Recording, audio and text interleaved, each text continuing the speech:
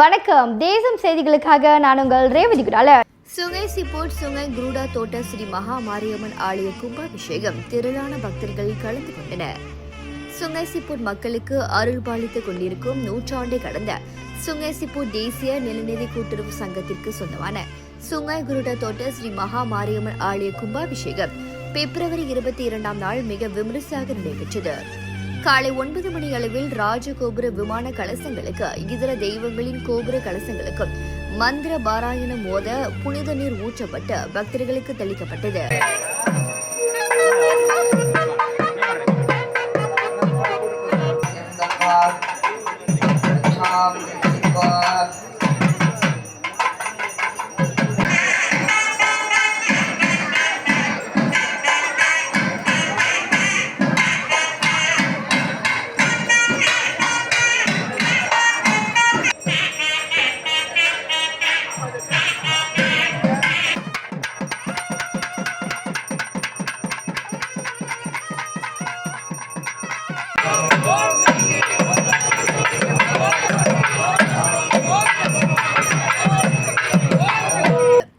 இந்த ஆலயம் 100 வருடங்களுக்கு முன்பு இருந்து வந்த போதிலும் இத்தோட்டத்தில் பணிபுரிந்த நம் முன்னோர்கள் இந்த அம்மன் ஆலயத்தை முறையாக 1935ஆம் ஆண்டு சிறிய அளவில் நிறுவி வழிபட்டு வந்தனர்.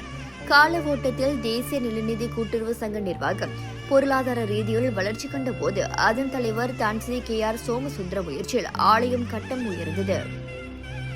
இந்த ஆலயத்தின் முதல் கும்பாபிஷேகம் 1986ஆம் ஆண்டிலும், இரண்டாவது கும்பாபிஷேகம் 1999ஆம் ஆண்டிலும், மூன்றாவது கும்பாபிஷேகம் 2012ஆம் ஆண்டிலும் அமரர் முன்னாள் பொதுப்பணி அமைச்சர் துன் டாக்டர் சாமிவேலு தலைமையில் கண்ட வேளையில் சுமார் 1 வருடங்களுக்கு மேல் திருப்பணி வேலைகள் முடிவு பெற்று தற்போது 4வது கும்பாபிஷேகம் சிறப்பாக நடைபெற்றதாக ஆலய தலைவர் பாண்டியன் கிருஷ்ணன் தெரிவித்தார். இன்று 22ஆம் தேதி 2வது மாதம் 2026ஆம் ஆண்டு தேசிய நிலநிதி கூட்டுறவு சங்கத்துக்கு சொந்தமான சுங்கைகுடா தோட்டத்தில் எழுந்திருக்கும் அருள்மிகு ஸ்ரீ மகா மாரியம்மன் ஆலயத்தின் 4வது நன்னீராட்டு விழா கும்பாபிஷேகம் மிக சிறப்பாக நடைபெற்றுக் கொண்டிருக்கிறது. இந்த நிகழ்ச்சிக்கு தேசிய நிலநிதி கூட்டுறவு சங்கத்தின் நிர்வாக இயக்குநரும் பொதுச் செயலாளருமாகிய மதிப்புமிகு டத்தோ பா சகாதேவன் அவர்களும், தலைமை நிர்வாகி டத்தோ கிளிராஜ் அவர்களும், வாரிய இயக்குநர்களும், மாண்புமிகு பேரா மாநில அரசு ஆட்சிக்குழு உறுப்பினர் அவர்களை பிரதிநிதித்து அவருடைய சிறப்பு அதிகாரி திரு முத்துசாமி அவர்களும், பேரா மாநில மாய்கா தலைவர் டத்தோ தான்ஸ்ரீ ராமசாமி அவர்களும், இவர்களுடைய சேர்த்து சுங்கை சிப்போட் நாடாளுமன்ற உறுப்பினர் மாண்புமிகு திரு கேசவன் சுப்பிரமணியம் அவர்களும் வந்து மக்களாக இருந்து திரளாக வந்து இந்த கும்பாபிஷேக நிகழ்ச்சிக்கு கலந்து கொண்டது. எல்லாம் வல்ல அந்த அம்மனின் அருளால் இந்த நிகழ்ச்சி மிகவும் சிறப்பாக நடந்து கொண்டிருக்கிறது. இது இந்த ஆண்டு நடைபெறும் கும்பாபிஷேகம் முறையை 4வது கும்பாபிஷேகம்.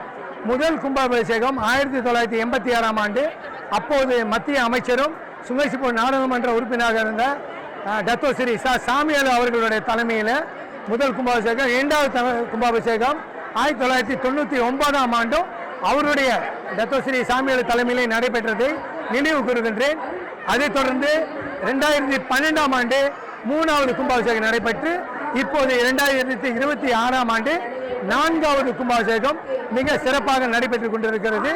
இந்த முழு செலவையினுடைய தொகையை தேசிய நிலநிதி கூட்டுறவு சங்கமும் மத்திய அரசாங்கமும் மாநில அரசாங்கமும் ஏற்றுக்கொண்ட வேளையில் இந்த கும்பாபிஷேக செலவாகிய 3 லட்சம் வெள்ளியை தேசிய நிலநிதி கூட்டுறவு சங்கம் டத்தோ பா சகாதேவன் அவர்களுடைய தலைமைத்துவத்தில் நமக்கு கொடுத்து அருள் இருக்கார்கள். அவர்களோடு இணைந்து வாரிய இயக்குநர்களும் வந்திருக்காங்க. பொதுமக்கள் ஏறக்குறைய ஒரு 2000-3000 பேருக்கு மேலே திரளாக வந்தது உண்மையிலே மிக சிறப்பாக அமைந்திருக்கிறது. எனவே எல்லாருக்கும் இந்த வேலையில் வந்து மிகவும் இந்த கும்பாபிஷேகம் சிறப்பாக நடைபெற எல்லா வகையிலும் நேரடியாகவும் மறைமுகமாகவும் உள்ளூர்ந்தும் வெளியிருந்தும் ஆதரவும் ஒத்துழைப்பும் வழங்கிய அனைவருக்கும் இந்த தோட்டத்தில் பிறந்து வளர்ந்தவராக என்ற முறையிலும் ஆலய நிர்வாகத்தின் சார்பாக மனமார்ந்த நன்றியை தெரிவித்துக் கொள்கின்றோம். இந்த ஆலய கும்பாபிஷேக தலைமை குருக்கள் பேரா மாநில அர்ச்சகர் சங்க தலைவர் சிவநெறி செல்வர் தினேஷ்குமார் குருக்கள், ஆலய குருக்கர் சிவஸ்ரீ மோகனதாஸ் குருக்கள் தலைமையில் நடைபெற்றதாக தெரிவித்தார். மேலும் இந்த ஆலய கட்டுமான பணிகளை தலைமை ஸ்தபதியார்கள் ஸ்ரீ சங்கர் ஆர்ட்ஸ் வோர்ட்ஸ் நிறுவன உரிமையாளர் ஸ்தபதி சங்கர் கணேஷ், தமிழ்நாடு திருவாரூரை சேர்ந்த ஸ்தபதி ஸ்ரீதர் KR ராஜ், துரைராஜ் ஆகியோர் சிறப்பாக வழிநடத்தினர். இதனிடையே இந்த ஆலயத்தின் 4வது கும்பாபிஷேகத்தை முன்னிட்டு தேசிய நிலநிதி கூட்டுறவு சங்க தலைமை இயக்குநர் தத்து சகாதேவன் தலைமையில் கும்பாபிஷேக மலர் வெளியீடு கண்டதாக தெரிவித்தார். நூற்றாண்டை கடந்து கம்பீர தோற்றமிக்க ஆலயமாக திகழும் இந்த ஆலய கும்பாபிஷேகத்திற்கு சிறப்பு வருகையாளராக சுங்கைசிப்பூர் நாடாளுமன்ற உறுப்பினர் கேசவன் சுப்பிரமணியம், பேரா மாநில ஆட்சிக்குழு உறுப்பினர் ஜத்து சிவனேசனின் பிரதிநிதியாக அவரின் செயலாளர் முத்துசாமி, சுங்கைசிப்பூர் தேசிய நிலநிதி கூட்டுறவு சங்க தலைமை இயக்குநர் ஜத்து சகாதேவன், தலைமை நிர்வாகி ஜத்து கிளிராஜ், முன்னாள் சுங்கைசிப்பூர் நாடாளுமன்ற உறுப்பினர் டாக்டர் ஜெயக்குமார், தொழிலதிபரும் சமூக சேவையாளருமான வாசு ஆகியோர் உட்பட திரளான பொதுமக்கள் கலந்து கொண்டனர். இத்துடன் இன்றைய செய்திகள் நிறைவடைகின்றன. உங்களிடமிருந்து விடைபெறுவது நான் உங்கள் ரேவதி குணாளன். மேலும் பல அண்மைய செய்திகளை தெரிந்து கொள்ள தேசம் டிவி மலேசியா யூடியூப், டிக்டாக் மற்றும் இதர சமூக வலைதளங்களை பின்தொடருங்கள். மக்களோடு தேசம், தேசத்தோடு மக்கள். நன்றி, வணக்கம்.